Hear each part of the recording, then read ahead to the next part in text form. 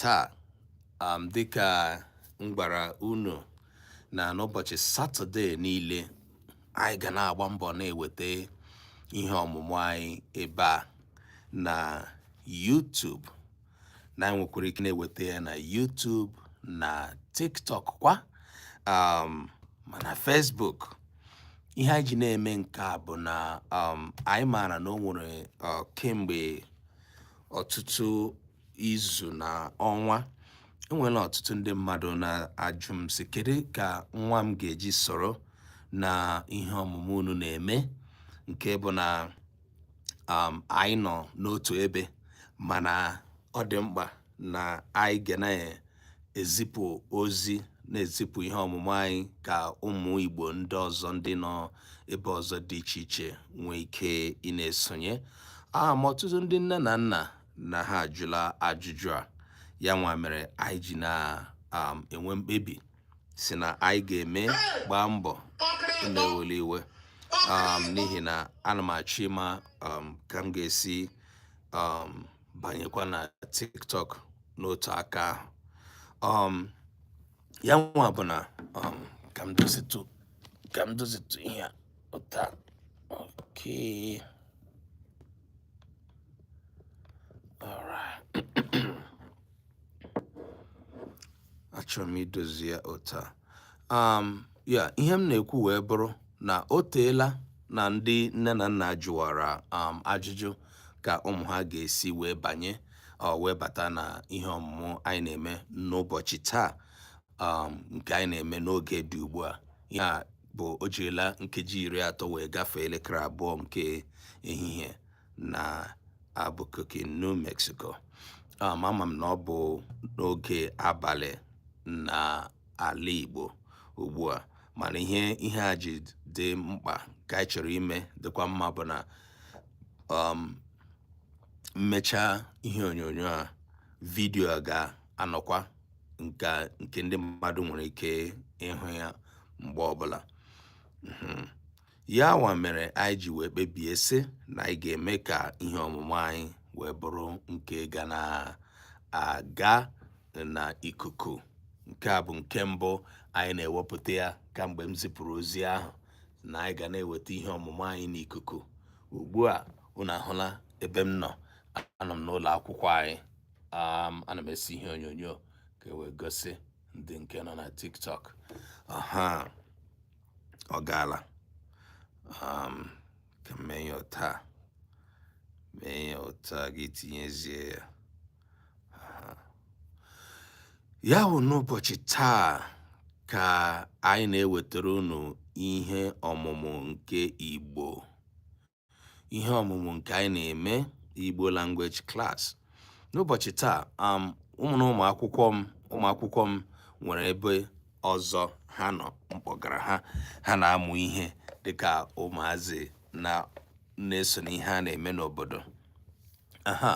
Ya bụ na ebe ọbụla ị nọ ugbu a, anọ m na YouTube, nọrọkwa na TikTok.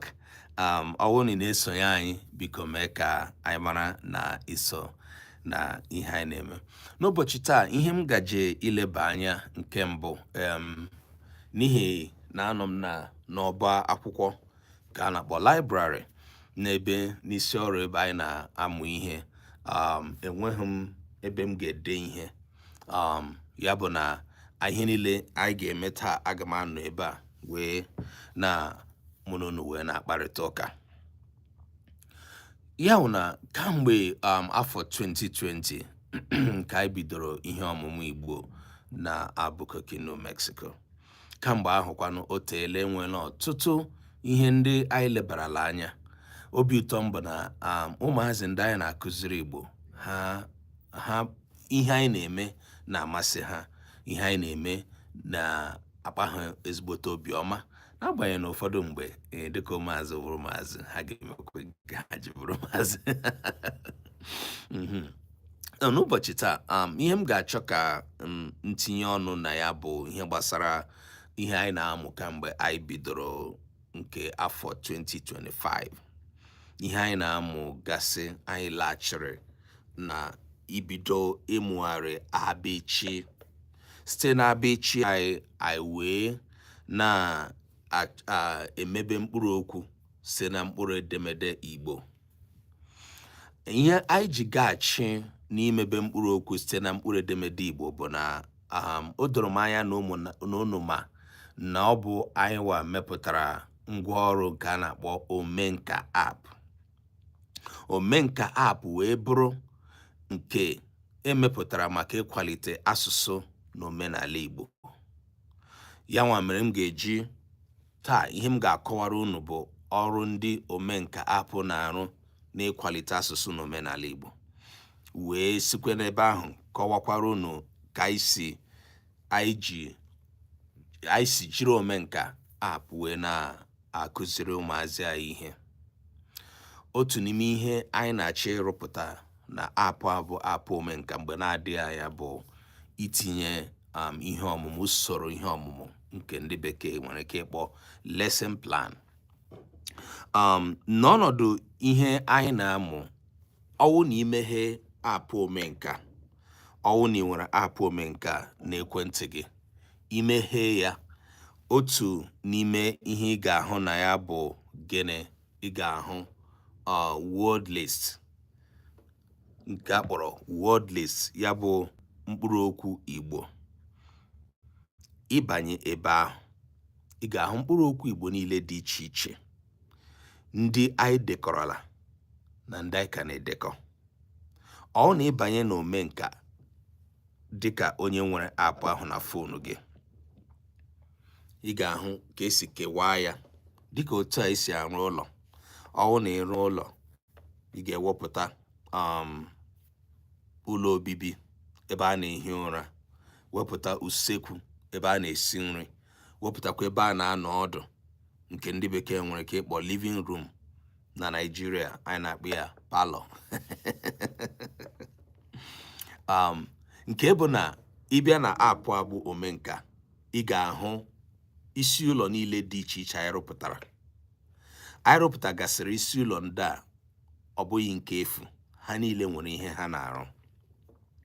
Tupu m aga n'ihe kọwara unu ihe nọ n'ime ụlọ ndị a niile, ọ dị mkpa ka m mee ka unu mara na ihe anyị ji rụpụta app a bụ Omenka, ngwaọrụ ngwa ese bụ Omenka, bụ na ọtụtụ mgbe ụfọdụ ndị mmadụ na ha enwele mgbagwoju anya n'ihe gbasara asụsụ Igbo. Ọ ga-anwụ anwụ eziokwu dịka UNESCO si kwuo ya, ọ ga-anwụ. Abịa na nke ahụ, anyị ga-asị na o meela ka ọtụtụ ụmụafọ Igbo wee nwezie mmasị isonye n'ịkwalite asụsụ Igbo. Mana ihe na-ewute anyị nwa ndị nọ na ọrụ ịkwalite asụsụ Igbo site na app Omenka, ihe na-ewute anyị na-ahụ otu n'ime ya bụ na n'agbanyeghị ka isi nwee mmasị ka asụsụ Igbo hapụ ịnwụ, n'agbanyeghị ka isi nwee mmasị isoro kwalite asụsụ Igbo, ọtụtụ ndị mmadụ echeela na asụsụ Igbo dị ka ihe onye ọbụla nwere ike itinye ọnụ, tinye aka ihe gbasara nkụzi ya. N'agbanyeghị ka isi nwee mmasị, ọ bụ ihe jọgburu onwe ya gị bụ nwa afọ Igbo iche na ị nwere ike ịkụzi Igbo n'ihi ị na-asụ Igbo.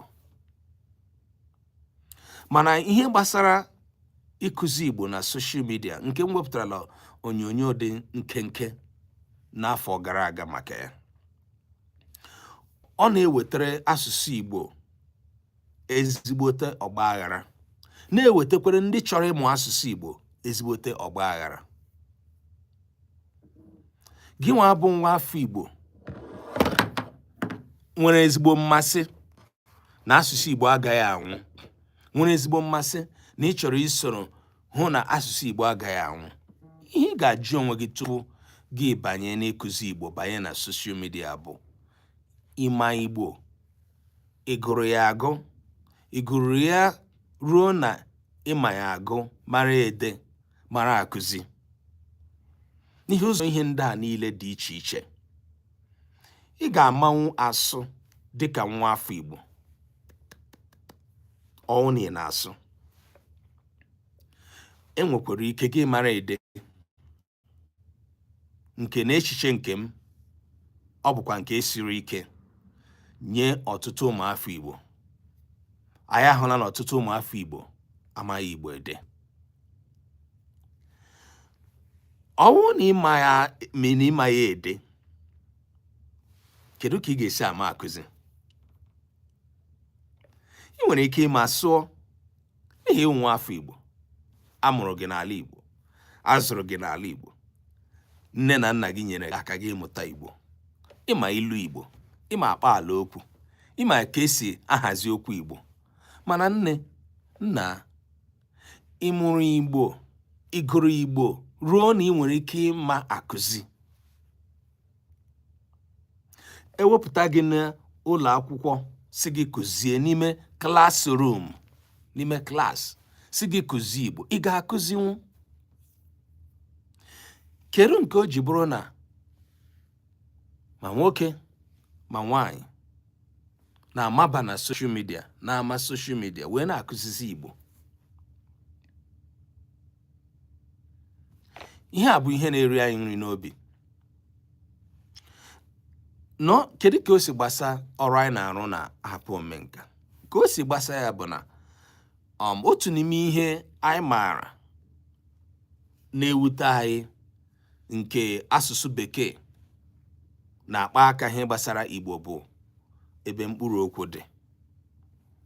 Ị nwere ike gaa mụọ ka esi agụ abechi, ga-emụta ya buru ya n'isi. Mkpụrụ okwu Igbo dị ọtụtụ dịka ọ dị n'asụsụ niile dị iche iche, nke bụ na imeghe apụ Omenka ugbu a, i buturu apụ Omenka n'ekwentị gị site na App Store ma ọ bụ na Play Store, gị wee denye aha gị. Otu n'ime ihe ị ga-ahụ ebe ahụ bụ ụlọ nke arụpụtara ebe edekọrọ mkpụrụ okwu Igbo. Ihe anyị ji bido n'idekọ mkpụrụ okwu Igbo bụ na anyị maara na ọtụtụ ụmụafọ Igbo amaghị ụfọdụ mkpụrụ okwu Igbo ede. Anyị ga-ebido na ihe gbasara okwu ndị nwere kpọmkpọm na ndị na-enweghị kpọmkpọm. Ihe a ka mụ na ụmụazị m na-amụ kamgbe anyị bidoro afọ a. Anyị na-eso n'usoro ihe nọ na hapụ Omenka.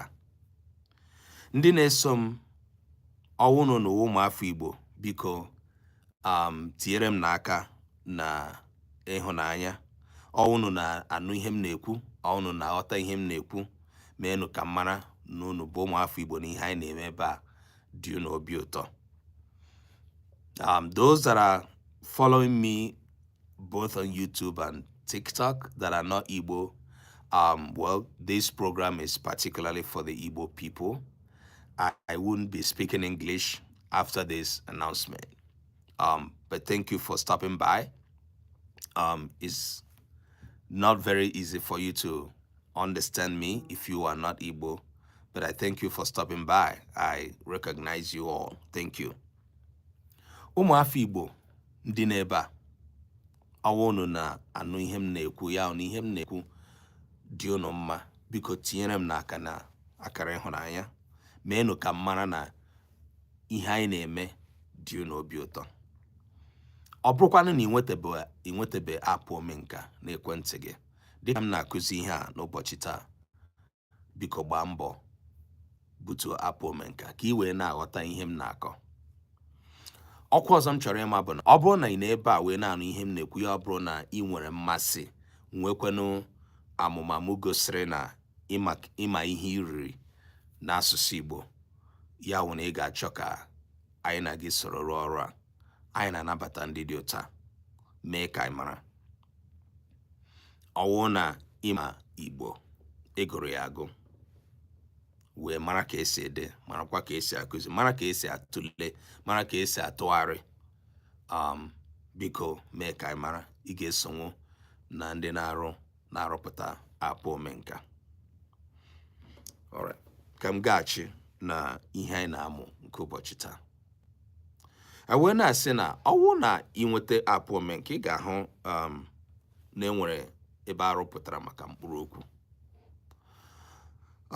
N'ihi kamgbe a sị na UNESCO si na Igbo ga-anwụ, mgbe na-akọwa na ọtụtụ ụmụafọ Igbo enweela mmasị isi mba asụsụ anyị agaghị anwụ, n'ihi na ọwụ na asụsụ anyị nwụọ nke bụ na agaghịzi ama ihe gbasara Igbo. N'ọnọdụ ahụ ekwere ụmụafọ Igbo ndị sị onye kwuru na Igbo ga-anwụ, kedu ka isi ekwu okwu dị ụtọ? Ụfọdụ sị hapụ ndị na-ekwu na Igbo ga-anwụ, enweghị ebe Igbo ga-eje. Mana ị gaa n'ụlọ ha, enwere ike nwa ha ama asụ enwere ike nwa ha ama otu mkpụrụ okwu Igbo asụ maọbụ ede. Enwere ike nwa ha ama ka esi asị aha mbụ. Anyị mara na ọtụtụ ụmụafọ Igbo bụ ndị nọ n'ala bekee, ọtụtụ ụmụazị Igbo bụ ndị nọ n'ozi bekee, ọtụtụ ụmụazị Igbo bụ ndị nọ n'obodo oyibo wee na-amụgasị ụmụ. Mgbe ị na-anọrụla obodo oyibo otu afọ, abụọ, atọ, anọ, ụfọdụ ndị bido chefuwa asụsụ ejiri kụọ ha mmiri, wee mụtazie ụmụ, wee bụrụzie anwanagona. Ma tupu m ekwuo ndị nọ na ala bekee, kedu maka ndị nọ ozi bekee nọ n'ala Naija, ndị nọ na ihe dịka even Port Harcourt, Lagos, ala ugwu Hausa, ndị ụmụ ha anaghị asụ. Kedu maka ndị ke nọ n'ala Igbo ndị na-asụrụ ụmụ ha okwu ala mba ọzọ? Ihe ndị a niile ihe chịkọtara ọnụ wee nye anyị mmasị anyị ji bido rụwa ọrụ rụpụta apụ Omenka. Enwere ike ma Omenka ọwụ na-eche tụgharịa na asụsụ bekee maọbụ asụsụ oyibo, ọ bụ nke ga-apụta Master Craftsman or Master of Creativity. Omenka bụ ngwaọrụ anyị rụpụtara, anyị na-atụ anya na ngwaọrụ enwere ike iji rụọ ọrụ n'ụzọ niile dị iche iche n'ịkwalite asụsụ Igbo. Nke bụ na akpọ ya n'ịkwalite asụsụ, ọnọ ya; akpọ ya n'ịkwalite omenala, ọnọ ya; akpọ ya na ileba agụgụ ala Igbo, ọnọ ya; ọwụ n'egwu, agaghị m ebi ebe dị ụtọ. Ọ dị ọtụtụ ihe anyị tinyegoro na apụ Omenka, mana nke m na okwu m na-ehiwe isi n'ụbọchị abụọ. Nke mbụ bụ mkpụrụ okwu Igbo. Ya bụ na ọnwụ na ị gaa na apụ Omenka, anyị etinye mkpụrụ edemede Igbo ebe ahụ, nke bụ abịchị. Anyị etinyebe ya. Ihe mere na anyị etinyebe ya na mbido bụ na anyị chere na ọ bụghị ya nwa kacha dị mkpa ọ bụrụ na ilee ya anya n'ihe anyị na-arụ gbasara itinye mkpụrụ okwu. Mgbe na-akọwa na ihe eji bido ịrụ apụ Omenka wee tinye mkpụrụ okwu ebe ahụ bụ na anyị maara na ọ dị ọtụtụ ụmụafọ Igbo ndị ide mkpụrụ okwu Igbo na-ara ahụ, ndị ịkọta etu mkpụrụ okwu Igbo kwesịrị ịdị na-ara ahụ. Mgbe na-ekwu sị na ọ dị mma na ụmụafọ Igbo ndị nọrọ n'asụsụ Igbo na-achị nwa anwụ wee sị na anyị achọọ ya, na ọ dị mma ka onye ọbụla gbakọta aka sị na asụsụ Igbo agaghị anwụ. Mana ọ jọrọ njọ, jọgbuo onwe ya, jọkarịa udele na njọ, na ụmụafọ Igbo ndị na-enweghị ọzụzụ ga-enwe ike inye ha ikikere ịkụzi Igbo, banyeziri na ịkụzi Igbo na soshal midia. Ịkụzi Igbo aghọzie ihe eji eme kọntent ma ọ bụrụ ndị bekee. Ịkụzi Igbo awụrụzi ihe eji akpa ego n'ọnọdụ ndị na-emepụta ihe na social media. I wee na-ajụ sị ụmụ nghọtahie na ọgbaghara ndị a na-ewepụtagasị site n'ọtụtụ ndị na-ekwesị ịkụzi Igbo isozi bụrụzie ndị na-akụzi Igbo. Kedu ka anyị nwere ike iji gboo mkpa dị ụta? Kedu ka Igbo ga-eji napụta onwe ya site n'aka ụmụ Igbo jizi aka ha na-achọzi igbu Igbo mgbe ha na-achọ ịzọpụta Igbo?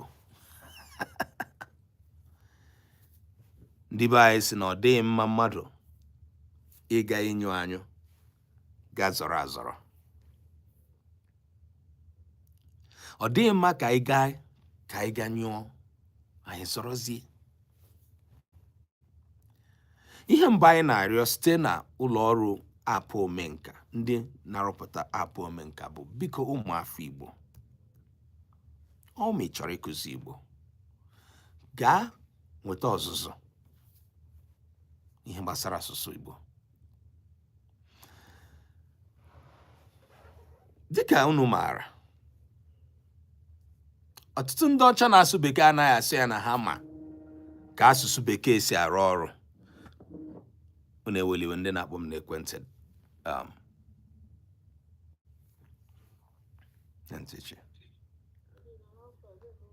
ha ka nụ ya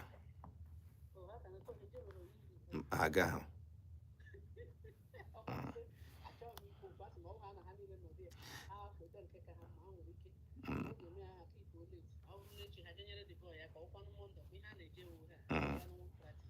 Ngwanụ ka m laghachi, anọ m na vidiyo. Okay. Aha, unu eweli iwe. Dịka anyị nọ na-akọwa,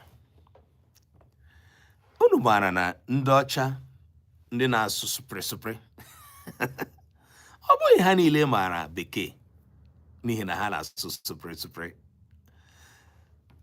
ruo na ha ga-abịa nọkọta kụziwie.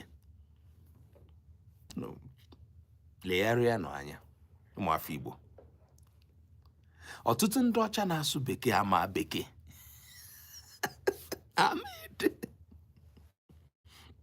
Anyị nwa gụrụ Bekee, sụrụ Bekee, mụọ Bekee n'ala Naija sef, anyị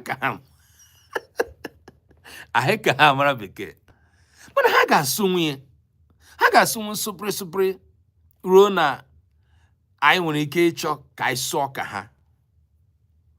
Mana onwe ebe ahụ ebe mkpa dị. Ebe mkpa dị bụ na onye a na-asụ supre a, ọ maka asụsụ a si arụ ọrụ? Azịza wee bụrụ mba. N'ihi gịnị? Onwe ya ọzụzụ nyere ya ikikere ịmata ka asụsụ ya si arụ ọrụ. Mba. Otu a ka ọ dị n'asụsụ niile, otu a ka ọ dị ebe niile. Mana ihe na-ewutezi anyị bụ na ịbịazie n'asụsụ Igbo, o wee bụrụzie na n'ihi na asị na UNESCO kwuru na Igbo na-achọ ịnwụ. Ụmụafọ Igbo ebe ọbụla ha nọ, onye ọbụla etinye fonu, banye na Facebook, YouTube, na-akụzi Igbo, na-emepụta ihe mmepụta nke isi Igbo hiwere isi na ilecha anya iwe hụ na ọtụtụ ihe na-ekwesịghị ekwesị nọ n'ime ya. Mgbe anyị na-aga mahadum, ọtụtụ ndị mmadụ achọghị ka a sị na ha bịara mahadum ego Igbo. Ndị nọ na mahadum were ndị bịara ego Igbo na-eme akaja. Ihe anyị gụrụ bụ linguistics na Igbo. Ị garuo na mahadum, ndị Igbo.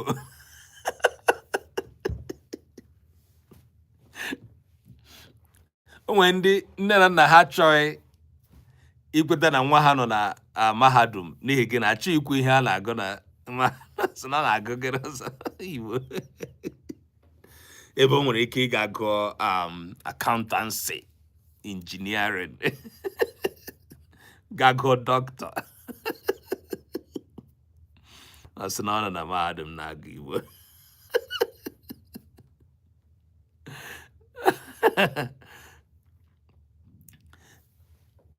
Ndị a na-agụ Igbo na mahadum agụcha Igbo ha na-agụ gị mechaa ha akaja tụgharịzie azụ mbeze na-anara ha ọrụ ha na-arụ ọrụ ha.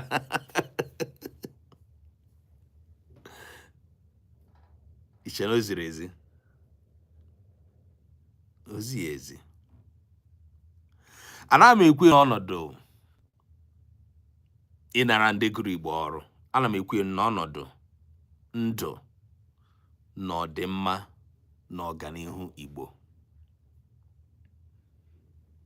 Ya nwa mere anyị ji si mba. Otu ihe dị mkpa anyị ga-eme bụ ndị be anyị sị atụpụta nkịta akpị egosi ya ka ọ hapụ ịdị tụrụ ya mbọ. Ọ bụrụ na anyị ga-asị na anyị ma Igbo lekwa ka ọ dị, na ọ dị mkpa ka anyị bụ ụzọ rụpụta ihe ga-enyere ụmụafọ Igbo aka, nke bụ na ọnwụ na ịchọwa ha sị na ala anaghị adị nso a na-echi agụgọ mgba, nke bụrụ ọ bụrụ na ịmaghị ya gị sị kedu ebe m ga-aga. Ụfọdụ ndị mmadụ na-asị na mkpụrụ okwu Igbo ezughị ezu. Nke ahụ bụ okwu ọzọ nke anyị maara na ọ bụ asị nke anyị ga-elebakwa anya n'ọbịanihu. Ọ na-adị mkpa ọ bụrụ na asị lekwa ihe a na ọ dị otu a gị were egosi. Anyị wee mepụta apụ Omenka wee tinye mkpụrụ okwu Igbo. Ọtụtụ mkpụrụ okwu ndị anyị depụtara na apụ Omenka, dịka m na-ekwu, ndị na-esonye ma na TikTok ma na YouTube. Anyị nọ na TikTok ugbu a nọrọkwa na YouTube. Ọ bụrụ na ịbụ nwa afọ Igbo, biko tinyere m aka n'akara ịhụnanya mee ka m mara na ịbụ nwa afọ Igbo. Ọ bụrụ na ihe anyị na-ekwu ebe a bụ ihe ị chere dị mkpa dịkwanụ mma, biko tinyere na anyị aka n'akara ịhụnanya. Dịka anyị kwere unu na nkwa, anyị ga na-agba mbọ ịhụ na ihe ọmụmụ a na anyị ga na-eweta ya na TikTok na YouTube. Anyị nwekwara ike iweta ya na Facebook ụbọchị Satọde niile. Otu n'ime ihe mere anyị ji na-eme ihe anyị na-eme bụ na ọtụtụ ndị nne na nna na-akọwa na ụmụ ha ọ ga-adị mkpa ka ụmụ ha soro na klaasị anyị na-enwe. Anyị ga-agbalịkwa na-etinye Bekee, na-etinye okwu oyibo, n'ihi ụmụazị Igbo a mụrụ na mba ndị nọ na klaasị a, ndị na-anaghị anụcha Igbo gaa n'ihu. Ya wụ na ọ na-etinyetụrụ ha Bekee ha aghọta ya. Ọ ndị anyị nwere ike iji maka ha tinyetụ Bekee. Ma ọ bụghị ya, okwu Igbo ka anyị na-ekwu ebe a. And also for those who are not Igbo, who are interested in learning Igbo. Sincerely, they want to learn about Igbo. Maybe because they have identified a lineage or a touch, a relationship with the Igbo, and you want to know about Igbo, and you think this is a forum for you. Yes, we're going to make it all inclusive at some point because we will kind of mix it up. But your point of learning, the point we want to make, your point of learning is the Omenka app that we have created for the purposes of learning Igbo language. So we come online to ensure that people who cannot reach us physically where we teach Igbo language, where we learn, can reach us virtually and be part of this big vision and campaign towards the promotion and preservation of Igbo language and culture.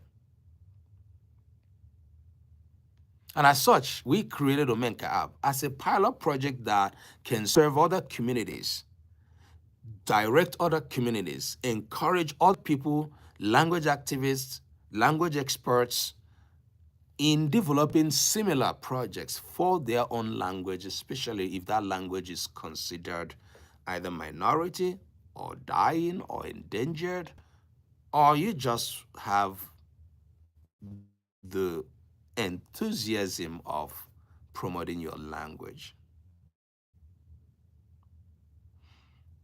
This is a huge work, and it's for all of us. Okay, ọ bụrụ na ị nọ ebe a ịbụ nwaafọ Igbo, please, biko, tinyere anyị aka n'akara ịhụnanya, mee ka anyị mara na ịbụ nwaafọ Igbo. If you are not Igbo, but you have interest in being part of what we're doing, learning a new language, and you think Igbo is a language, please give us a shout out, a like, and go ahead and be part of it. Oge a bụ maka Igbo. Anyị wee na-akọwasị mkpụrụ okwu ndị anyị tinyere na app Omenka. Ụfọdụ bụ mkpụrụ okwu ndị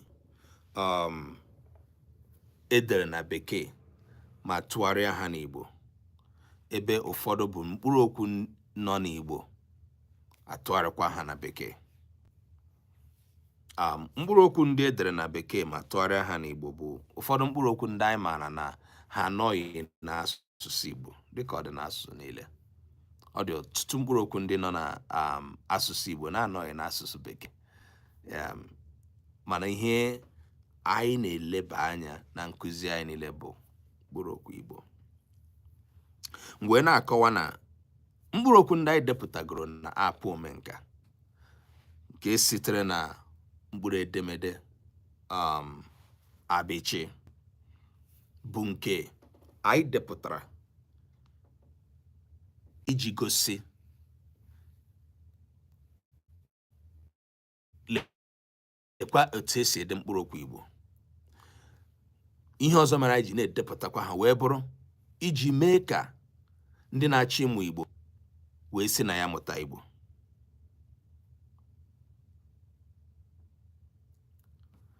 Ọ na iweta app Omenka ugbu a, meghee ya, ọ bụrụ nke mbụ gị, denye aha gị na app ahụ. Idenyecha aha gị, gafecha, o mepere gị, ebe mbụ ị ga-azọbata ụkwụ bụ na ebe ị ga-ahụ ụlọ arụrụ nke nwere isi ụlọ dị iche iche. Otu n'ime isi ụlọ ahụ bụ nke mbụ ya bụ mkpụrụ okwu, ebe edere word search or word list. Ijirie, ị ga-eji amata ihe ụfọdụ mkpụrụ okwu ndị na ha anụ ụbọchị niile ihe ha pụtara. Otu n'ime ihe anyị ji dị iche na ihe anyị na-eme wee bụrụ asụsụ Igbo bụ asụsụ ụdaolu. Ndị Bekee ga-asị na Igbo is a tonal language. Asụsụ ụdaolu n'ọnọdụ na ka isi dowe olu kwuo okwu na-enye aka iji ghọta ihe ị na-ekwu. Ụfọdụ mgbe wee bụrụ ka isi dowe olu kpọpụta mkpụrụ okwu. Ụfọdụ mgbe wee bụrụ ka isi dowe olu kwupụta ahịrịokwu. Mana mkpụrụ okwu ọbụla nọ n'asụsụ Igbo nwere ụdaolu, nwere tone mark. So when you put the tone mark, it will give a better understanding of a particular word. Asụsụ Bekee adịghị otu ahụ. Ụfọdụ asụsụ ndị ọzọ nọ n'Afrịka dị otu ahụ dịka Yoruba. N'ihi na asụsụ Igbo bụ nke nwere ụdaolu, e nwere ụfọdụ mkpụrụ okwu ndị ha na ibe ha yiri n'ụzọ niile dị iche iche, mana itinyezi ụdaolu ha, e wee nwee mgbanwe. Mana ụfọdụ mgbe ndị na-agụ Igbo maọbụ ndị na-amụ Igbo na-enwekwa nsogbu ịkpọpụta okwu nwere ụdaolu n'agbanyeghị na o nwere ụdaolu. N'ihi tupu gị mụta ka esi akpọ mkpụrụ okwu ahụ, ị ga-amagoro ihe ụdaolu ahụ bụ, kedu ka esi akpọpụta ụda olu nọ n'okpuru okwu a? Ị ga-ama ya, ma ịma ya ị ga-adakwa ya. N'ihi nke a, anyị wee sị na ọ bụ ihe rakwara ahụ onye na-amaghị asụsụ chọọ ịmụta asụsụ ya ejiri ụda olu mụta ya, mụta ka esi akpọpụta otu mkpụrụ okwu ahụ maọbụ abụọ maọbụ gawa n'ihu. Na ọ ga-adị mkpa ka anyị tinye olu na mkpụrụ okwu ndị anyị na-edekọ. Ya nwa mere ọ bụrụ na ịbanye na ụlọ nke anyị rụpụtara mkpụrụ okwu na apụ Omenka, iwepụta otu mkpụrụ okwu n'ebe ahụ wee metụ ya aka, gị n'olu mmadụ, olu ahụ ga-enyere gị aka ịghọta ihe mkpụrụ okwu ahụ ka esi akpọpụta ya. Ọ bụrụ na nwa afọ Igbo n'ebe a na-esonye m n'oge dị ugbu a, mee ka m mara na ịbụ nwa afọ Igbo. Chisom, ana m ahụ gị. Tinyere anyị aka n'akara ịhụnanya.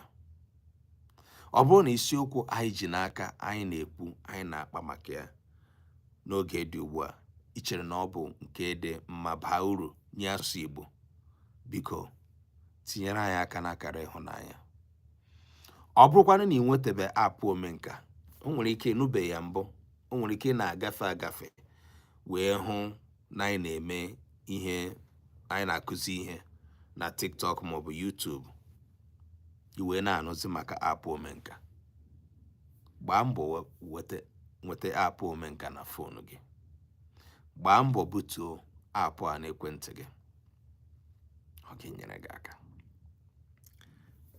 Mkpụrụ okwu ka anyị na-ekwu maka ya n'ụbọchị taa. Mkpụrụ okwu ndị a ka mụ na ụmụ akwụkwọ m na-amụ kamgbe afọ 2025. Anyị na-elegharị mkpụrụ okwu Igbo anya ka o sitere. Ọtụtụ bụ ndị Igbo ndị si na mkpụrụ okwu Igbo ezughị ezu. Onye gwara gị? Utoolu. Mkpụrụ okwu Igbo zụchara tinyejara. Mkpụrụ okwu Igbo ndị na-ahụ na bekee bụ mkpụrụ okwu ndị nọ na asụsụ na omenala oyibo maọbụ bekee, nke ọ nwere ike na-atụgharịbe ha n'Igbo. Otu a ka ịbanye na mkpụrụ okwu asụsụ bekee maọbụ oyibo, gị nwetakwa ọtụtụ mkpụrụ okwu ndị nọ n'asụsụ ahụ na-anọ na gị nweta ọtụtụ mkpụrụ okwu na-anọghị n'asụsụ bekee mana ha nọ n'asụsụ Igbo. O zuru ezu. All right. So, if you are an enthusiast of Igbo language or Igbo culture, and you are here today, you may not be understanding what I'm saying, all I'm saying. Just give us a thumb up, give us a like if what the innovation we are bringing through the Omenka app is something that you think is in the right direction. Please go ahead and support what we're doing here. And you will help yourself by downloading the app into your phone, because it's very rich and very useful, not just for the propagation or codification of Igbo language, but for the preservation of the language also in the digital era that we have seen ourselves. Okay. Mkpụrụ okwu Igbo ndị nwere ụda olu iji mee ka anyị ghọta ka esi akpọpụta ha na ihe dị iche ha na mkpụrụ okwu ndị ọzọ dị ọtụtụ.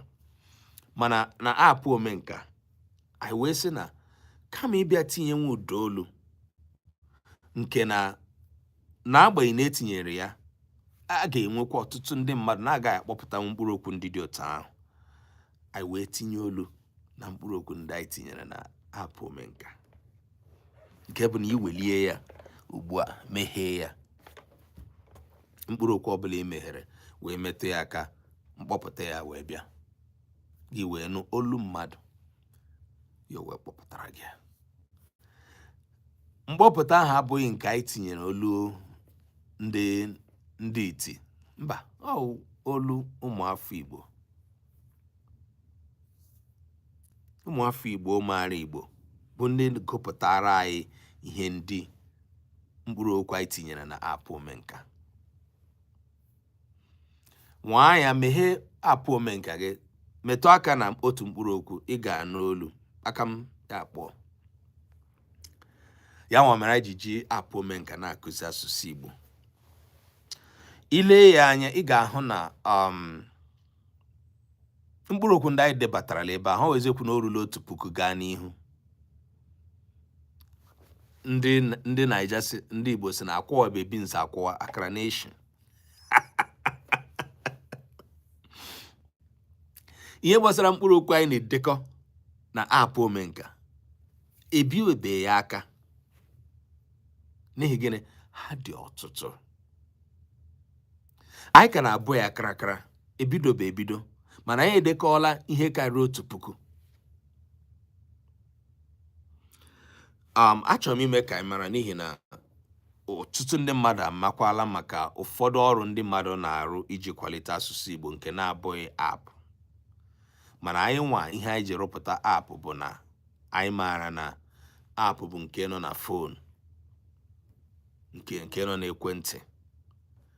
Ọ bụrụ na ịbụ onye nwere fon, ị ga-ama na ekwentị gị bụ otu n'ime ihe ndị nọ gị nso karịchasịa. Ya mere anyị ji sị oke, ọ bụrụ na anyị ga-ede ihe gbasara asụsụ anyị, chọọ ebe anyị ga-etinye, ọ na ekwentị wụ ebe o kwesịrị ịnọ. Ya mere anyị ji na-eme ihe ndị anyị na-emepụta, ihe onyonyo a na-emepụta n'ụbọchị taa, nke ọtụtụ ndị mmadụ na-ekwu maka ya. Ọtụtụ ndị mmadụ na-arịọ anyị si ka anyị mee, bụ iji mee ka o rute ụmụafọ Igbo niile ọnụ. Ebe ọbụla ị nọ, ị ga-esonye anyị n'ihe ọmụmụ anyị nke ụbọchị Satọde niile. N'ụbọchị taa, naanị m nọ ebe a n'ihi ụmụ akwụkwọ m gara ememme ọzọ na ihe ọmụmụ anyị ndị ọzọ. Mụ na ụmụ akwụkwọ m ga-anọ, anyị wee na-amụ ihe, iwe na-esoro anyị. Ebe ọbụla ị nọ na-esonye m ugbu a, ị wụrụ nwa afọ Igbo, tinye m aka na akara ịhụnanya. Ọ bụ na ihe anyị na-eme ebe a gbasara gị, ọ bụ na ihe anyị na-eme ebe a na-akpa gị obiọma. Marakwa amara na UNESCO kara anya ka obi na-akọwa na asụsụ Igbo nwere ike ịnwụ mgbe na-adịghị anya. Anyị wee sịkwanụ mba, ọ ga-eme eme. Mana n'isi na ọ gaghị eme eme, anyị wee na-etinyezi aka n'iso n'ime ka Igbo nwụọ, site na ndị na-enweghị ọzụzụ maka ịkụzi Igbo ịbanyezi na soshal midia na-aga akụzi Igbo. Igbo wee bụrụzie rice ụbọchị Sọnde, ụmụazị na-aga abụ onye ọbụla. Igbo abụghị rice ụbọchị ụka. Igbo abụghị maka mbụrị. Igbo abụghị ihe ndị ụlọ anyị na-akpọ ogwe mbasashi.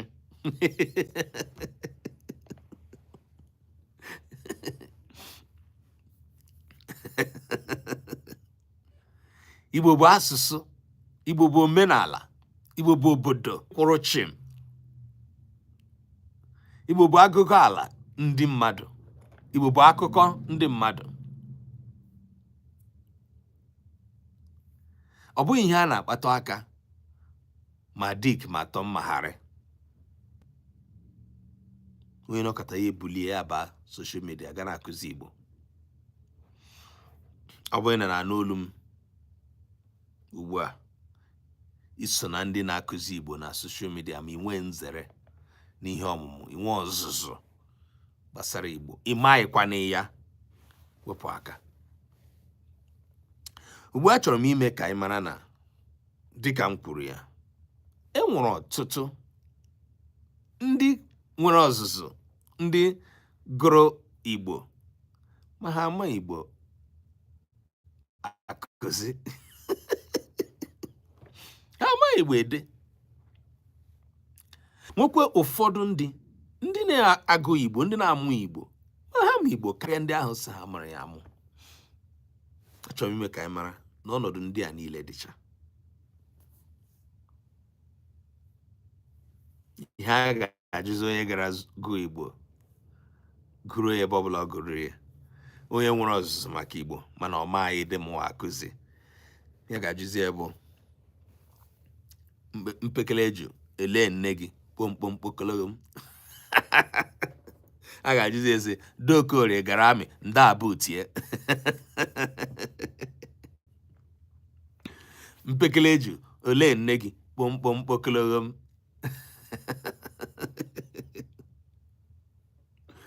dokorie gara amị ndị abụtie. Kedu ka ị ga-esi gaa akwụkwọ ọta akara, gaa ke sekọndịrị, gaa ke mahadum, ya wuru Igbo ka ị gụrụ, wepụta ime ede ime akụzi, hapụkwa ọsụsụ ha ga-ama asụ mana ime ede. Kedu obi ụtọ gị na ị gara gụọ Igbo gụrụ ya n'oge ị gụrụ ya ịma ya ede? Kiri ha ga-akpọ ya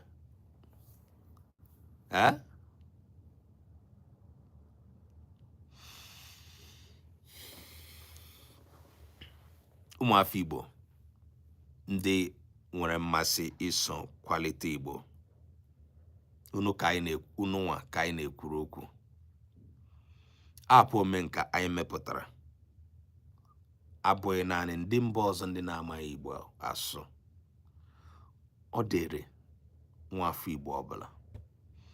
Ọ bụrụ na ị maghị Igbo akụzi, nke mbụ bụ kwụsị ịkụzi Igbo. Ọwụ na ị nweghị ọzụzụ ịmacha Igbo, kwụsị ịkụzi Igbo na soshal midia.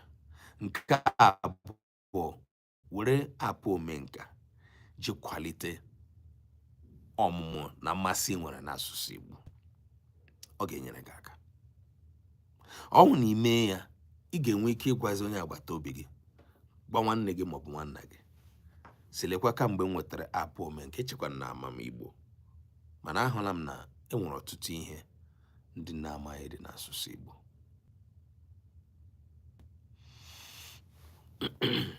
Ka anyị laghachi n'ime apụ a. N'ime apụ a, ọ na iwelite ofu mkpụrụ okwu, agwago m anyị na ị ga-anụ aha, ị ga-anụ olu mmadụ, onye ga-akpọpụtara gị ka mkpụrụ okwu ahụ ka esi akpọpụta ya. Ihe ọzọ ị ga-ahụ bụ ihe mkpụrụ okwu ahụ pụtara, nke anyị na-akpọ mpụtara ya. Anyị nwere ihe mkpụrụ okwu ahụ pụtara n'Igbo, nwekwa ihe ọ pụtara na Bekee.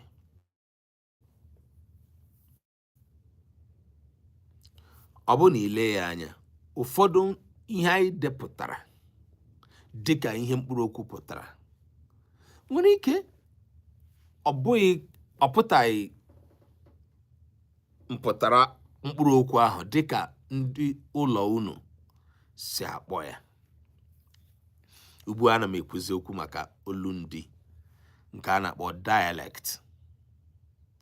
Ọ bụrụ na anyị wepụtara mkpụrụ okwu,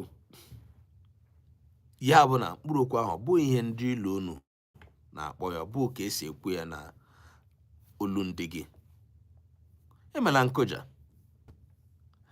Anyị na-agba mbọ ka anyị mee ka ihe niile anyị na-ede bụrụ nke na-eso Igbo izugbe. Mana dịka anyị na-achọ iso Igbo izugbe, anyị hụkwa na ọ dị ọtụtụ mkpụrụ okwu ndị na-anọghị n'Igbo izugbe, nke bụ na they are not found on the standard language. Mana mkpụrụ okwu ndị a nọ na olundi, dịka olundi Imo, olundi Anambra, olundi Ebonyi, olundi Enugu, olundi Abịa. Ọ bụrụ na enwe mkpụrụ okwu anyị na-achọ ide, ọ dịghị n'Igbo izugbe mana ọ dị n'olundi, anyị gaa n'olundi ebe ahụ ọ nọ were ya. Ọ dị ụfọdụ mkpụrụ okwu ndị ị ga-anụ dịka mmadụ ga-asị, gịnị ka a na-akpọ plantain n'Igbo? N'ogo Igbo izugbe enweghị plantain, mana n'olundi niile dị iche iche, olundi niile dị iche iche nwere plantain. Ya nwa mere ị nwere ike ịbanye na apụ Omenka wee hụ ụfọdụ mkpụrụ okwu n'ebe ahụ na mpụtara ha. Ị nwere ike iche na nke ọwa asụsụ Igbo. Ọ bụrụ na mkpụrụ okwu ahụ ihe a na-akpọ ya abụghị ihe nọ na Igbo izugbe, mara na anyị abanyela n'otu obodo ga were ihe a na-akpọ ya n'olu ndị ha n'ihi na ha nwere ya. Ọ wụrụzie na mkpụrụ okwu ahụ nke olu ndị gị nwekwara, ihe anyị na-erezi ụmụafọ Igbo bụ ziteziere anyị ihe a na-akpọ okwu ahụ n'olu ndị gị ka anyị wee tinyekwuo ya. Kama esi mba, mkpụrụ okwu anọ na akpọ Omenka ọ bụghị ihe a na-akpọ ya. Ajụjụ wee bụrụ ọ bụghị ihe a na-akpọ ya na olu ndị ole? Unu na-aghọta ihe m na-ekwu? Tupu gị sị mkpụrụ okwu a m hụrụ na apụ Omenka ọ bụghị ihe a na-akpọ ya, ị ga-ajụ onwe gị sị ọ bụghị ihe a na-akpọ ya n'olu ndị ole? E nwekwara ike ya enwe mkpụrụ okwu anyị depụtara, ya bụ na iche na ihe a ka a na-akpọ ya n'izugbe, mana anyị ahụ ya n'olu ndị tinye ya na apụ Omenka, ya bụ na ị hụrụ ya. Ọrụ ị ga-arụ bụ zitekwara anyị nke ahụ ịma iche na ọ bụ ihe a na-akpọ ya na-abụghị ihe anyị dere, anyị ga-anabata ya. Gịnị bụ mkpa anyị? Mkpa anyị bụ ịhụ na asụsụ Igbo ga-adịrịrị. Anyị wee sị na otu ụzọ anyị ga-eji eme nke a bụ site n'idekọ asụsụ Igbo edekọ. Anyị ga-edekọ ya site n'itinye abịchị, dekọ ya site n'itinye mkpụrụ okwu Igbo. N'ihi mgbe anyị na-ajụ onwe anyị kedu ka anyị ga-esi edekọ nwa asụsụ Igbo, o wee bụrụkwa ihe mmadụ ga-enweta na-etufughị oge na-agbaghị lịkalịka. Anyị wee sị na otu ebe dị kacharịrị mkpa itinye ọrụ anyị na-arụ nke bụ idekọ asụsụ Igbo bụ na itinye n'ekwentị. Anyị wee rụpụta apụ Omenka, nke bụ apụ nọ n'ekwentị gị, nke ọrụ ya bụ ihe niile gbasara Igbo. Ịkụziri ya ihe niile gbasara Igbo.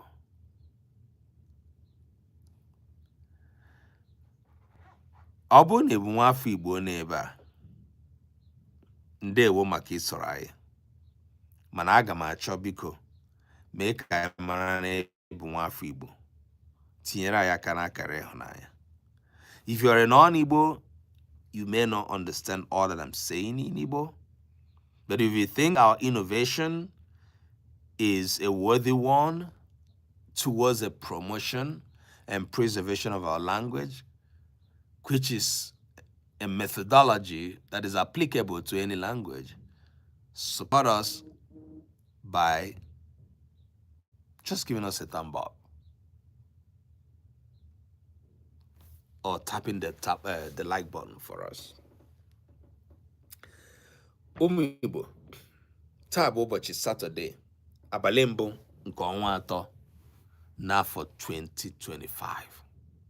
Obi dị anyị ụtọ ma anyị nwa ma unu nwa so bata n'afọ abụ 2025 wee na-aga ya ruo n'ọnwa abụ ọnwa nke atọ, abalị mbụ nke ọnwa nke atọ n'afọ 2025. Ọ bụ ihe tọgburu onwe ya, ọ bụ ihe magburu onwe ya, ọ bụ ihe dị oke ụtọ na anyị dị ndụ n'ala ndị dị ndụ. Mana otu ihe dị mkpa na ihe gbasara ndụ anyị na-ebi bụ ime ka ndụ anyị bụrụ nke ga-abara obodo anyị uru, nke ga-abara ezinụlọ anyị uru, obodo anyị, ụwa niile. Mgbe anyị na-ekwu ya, ezinụlọ anyị, obodo anyị, we are looking at the lineage, the community, the communal strength. Ọ dị mkpa ka anyị mara na otu ntọala otu n'ime ihe nọ na ntọala obibi ndụ mmadụ a na-akpa aka ya wee gbanwee ọtụtụ ihe bụ gịnị? Asụsụ, omenala.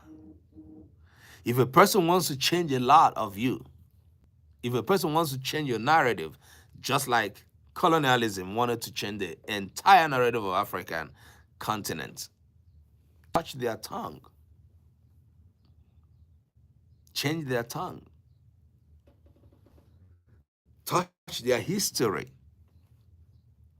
There is a conscientious effort towards changing who we are, who we primarily are, originally are, by infusing and injecting foreign culture and foreign tongue into us. And we are buying it wholeheartedly. We are buying it without reservation. And that is why we are where we are, even after, quote unquote, the end of colonialism in Africa. The conscious effort we are making towards the promotion of Igbo language is an effort we are making to show that we are the only people that can tell our story the right way, that can promote our own tongue, that can preserve our tongue in the right way without needing anybody's help. And the truth about it is that if it is not you, who will? Who can be part of the promotion of Igbo language? If it is not you, the Igbo speaker, who will? If you are not an Igbo speaker and you are listening to me, you speak a different, who will promote your language more than you should do? And if you are the one, how can you? How would you? And that is why we're doing what we're doing today. This is a very huge, conscious, intentional effort towards the sustenance and preservation of Igbo culture, Igbo tongue, from generation to generation. This is applicable to every language. We've been doing this for so long.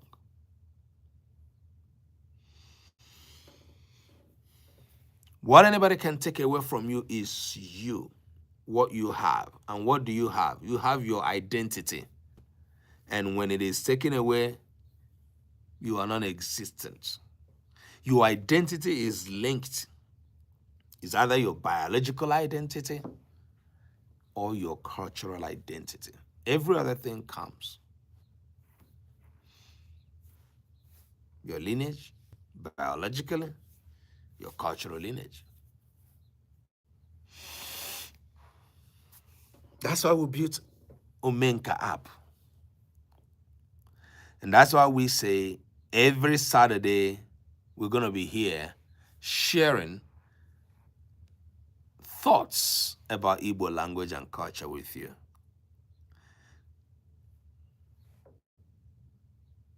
That's what we want to do. And that's what we've been doing for the past 4 years. My name is Dr. Ima Sonye. I am the one with my team that created Omenka app. It is an app that teaches Igbo language. It is an app that reveals the Igbo culture, the Igbo history, Igbo lifestyle. And we are not doing it to say, wait a minute, everybody has to be Igbo. No. We are just being who we are. We are just showing who we are. We are just telling you who we are, what we've got. But we, at the same time, appreciate who you are. That is different, that looks different than who we are. We appreciate who you are by your tongue, what you speak. We appreciate it. But if your language is endangered, if your language is at the risk of dying, you got to do something about it. If your language is such that is minoritely spoken, then you have to do something about it. Just like we're doing with our language and culture. I want to appreciate all of you that came around to join me today. I am very grateful that you stopped by. I want you to remember that we'll be doing this every Saturday, as long as we have what it takes to do this, as long as we are very much available and have the resources that we need. It is very, very important that we do this. And I want to say, if you are here today and you, thank you so much. Is it Law DK or Joe DK? Thank you so much for joining us and for expressing that what we're doing here is important. Thank you. I don't know if you are Igbo. If you are Igbo, Ndewo, Imela. If you are not Igbo, thank you. I appreciate you all the same. Unewole, let me take a call. Prophet Willie, we can watch and go. Yes, sir. Thank you. All right. Onye kpọrọ m ugbu a bụ otu n'ime ndị na-akwado ọrụ anyị na-arụ na app Omenka n'ihe anyị na-ada eme. So every Saturday we're here teaching Igbo language.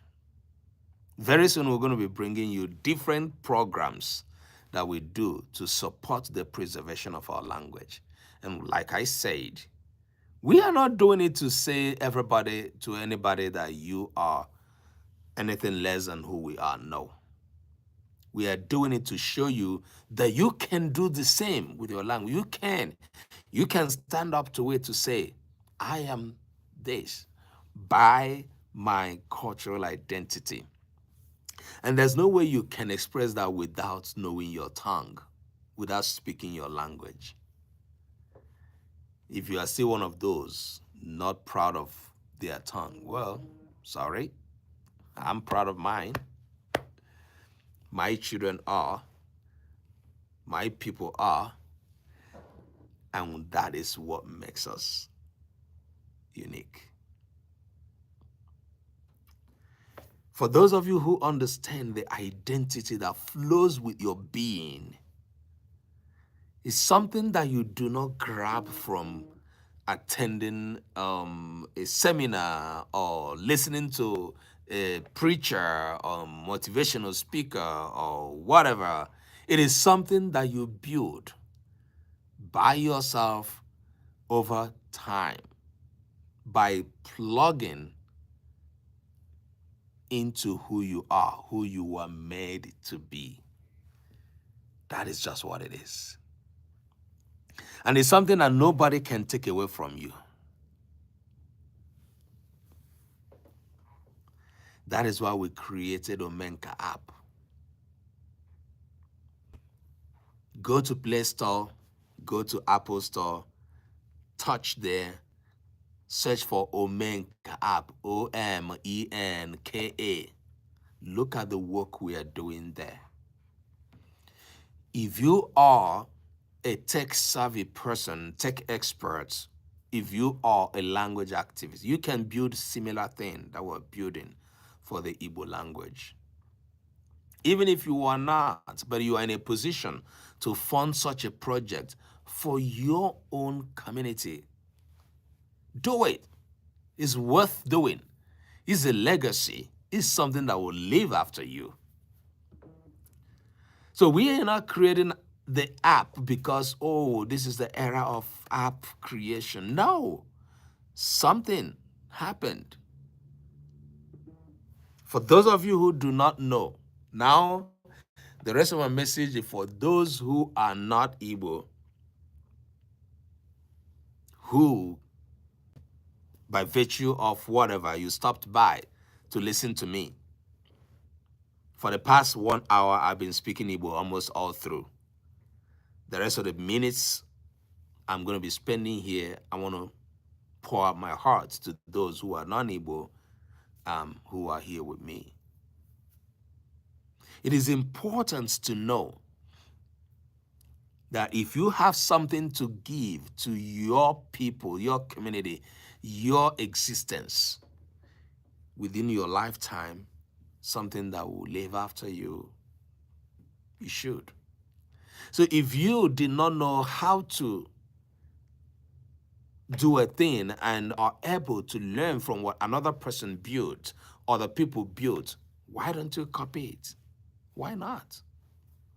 If you want to replicate, clone Omenka app for your language, for your culture, do it. You're going to have to learn from that. But I was speaking to Igbo speakers who run onto social media to speak, to rather teach Igbo, when you do not have the credentials. You are not trained to teach the language. And you think because you are a speaker, you can. You cannot.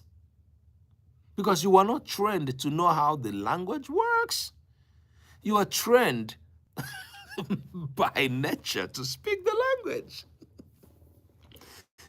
Speak it, that's what we say. You must not teach it because you have social media accounts. You must not create content with something you do not know about.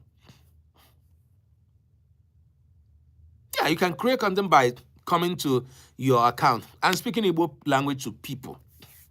But don't delve into teaching Igbo. Maybe because you can memorize the letters of the alphabet of the language, ABC. That still does not give you the qualifications to begin to teach the language. If you want to teach Igbo, go learn it. Go study it. That applies to anybody who think they can teach their language without training in that language. Language is not like free for all to teach. For those of you that went to the university to study English, a lot of people who are originally English speakers may not know more English than you do. Because you trained. You were trained for it. You're going to have to get trained for it for you to be able to teach it. And why this is important is that for Igbo language, Igbo people should not contribute to killing the language. It's coming. Hold on. Ana m eme video. Ana m abịa chere mmechi. Ana m eme video. Ana m eme video. Ana m na e-read.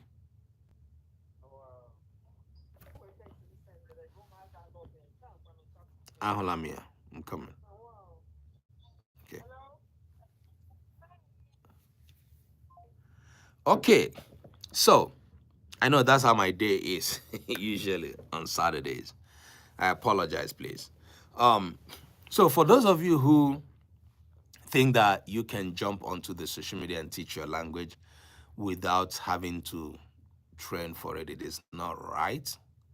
For Igbo language, it is a very big issue because the language was originally considered by UNESCO as a language that may go extinct. And the reason UNESCO gave is because Igbo people travel across the world, and the UNESCO believes that if Igbo people continue to travel the way they do, that the language is impacted. Of course, the language is impacted, the culture is impacted, the knowledge, the connection between the younger people to the language, to the culture is impacted. But that does not in any way um, give anybody the authorization to now jump into teaching the language without getting proper training. So we built Omenka app to begin to correct some of the anomalies we see that are coming off of this um, thing about teaching Igbo language without the needed qualifications. So we built Omenka app to correct all of these.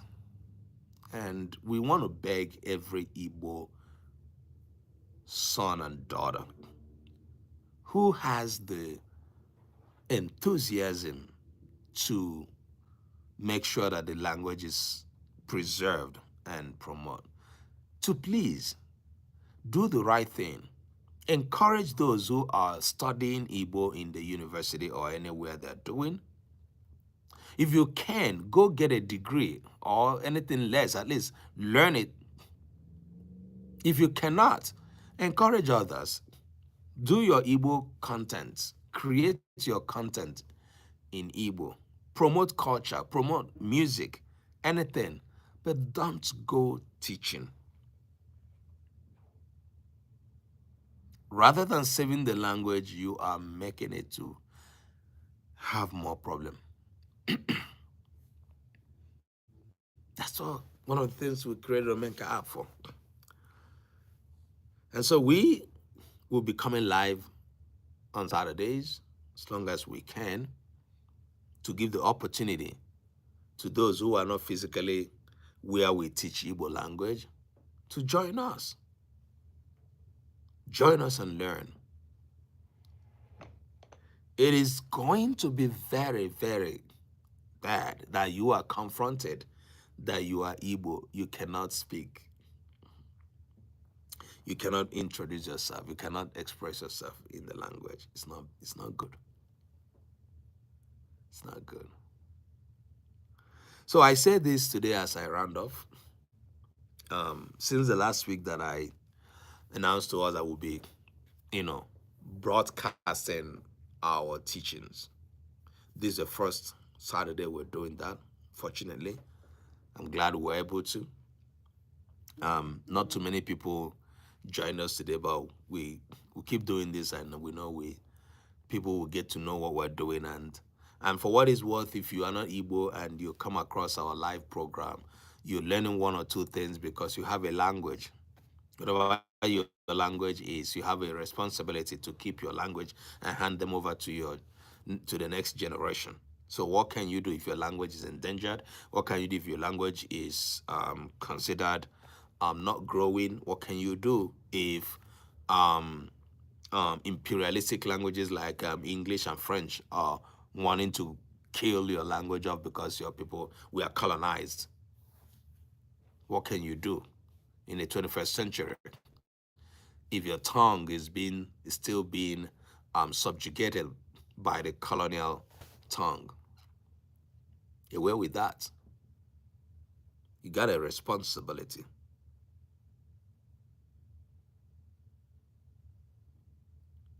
Nobody gave you your language. Nobody gave you your tongue. Nobody has a right to take it away from you. Nobody has a right to change it for you. Nobody gave you your culture. Nobody gave you your history, your story.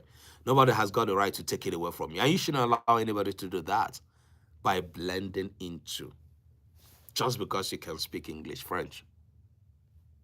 At least those two major that we know that colonize Africa. I am African. I'm Igbo. Proudly so. If you are not proud of who you are, then shame on you. And if you think, oh, I am, but then I don't want to show it, shame on you. And if you do not take it as seriously as it is, that you know that you are brought here, that you are expected to hand down this to the next generation through your children, if you have one, or through younger generation, whosoever is behind you, fine, then you do not know yourself. You do not know yourself. And if you are living in another tongue, you're living for other people, you wanna showcase another culture when you rightly belong to another, shame on you. Because you, the rest of your life, you're gonna live a borrowed life, a borrowed culture. Whoever you are, that's what you do. And then in you ends your lineage. For what is worth, the essence of life is being who you are. Some of you who have your native names, who do not feel proud having answering them, who wish they could change them, shame on you. It begins with taking away your tongue. A whole lot of people who live today in our own age and era did not meet colonization, but we are products of that because we see that we are still in the 21st century trying to blend our lives to please others because we were brainwashed to feel that we are of lesser value, and you are taking that in the 21st century to be who you are. Shame on you. Those who are not, who cannot bring themselves to think that they are not even better than you by any means. For all it is, generationally, from generation to generation, they are not better than you in any way. But they cannot bring themselves to having that thought. Shame on you. Because you are living with within the figment of your imagination. Shame on you. You're gonna have to come to a point to know that, yeah, we are all equal. People are smarter than others, but not because by historical change you have a different skin color and that. No, shame on you. I am African, I speak Igbo. I'm proud of that, and that's who I am. So at every point in life you wake up, you should come to terms with this fact of who you are. Thank you for stopping by. Those that did, I see you all. I may not have mentioned your names. I am very happy that you stopped by. And I hope to see you next week, Saturday, as we enter the classroom, as I go there with my kids. All right. I will see you again next week. Be safe wherever you are. Bye-bye. Okay.